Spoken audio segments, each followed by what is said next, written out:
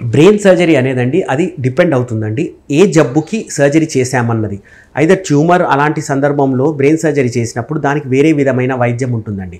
అదేవిధంగా స్ట్రోక్ వచ్చి massive stroke వచ్చినప్పుడు బ్రెయిన్ సర్జరీ చేసి క్రేనియోటమీ చేసినప్పుడు దానికి వేరే విధంగా ప్రోగ్నోసిస్ ఉంటుందండి. బ్రెయిన్ ట్యూమర్స్లో ఉన్నప్పుడు స్టేజింగ్ ఆఫ్ ద క్యాన్సర్ చేసుకొని ట్యూమర్ చేసుకున్నప్పుడు ట్యూమర్ తీసేసినాక రేడియోథెరపీ కీమోథెరపీ చేసి దానికి సంబంధించి సర్జరీ వల్ల వచ్చే దుష్పరిణామాల్ని వీళ్ళు దృష్టిలో పెట్టుకొని వైద్యం చేసినప్పుడు అది కవర్ అయినప్పుడు అది వేరే విధంగా ఉంటుందండి.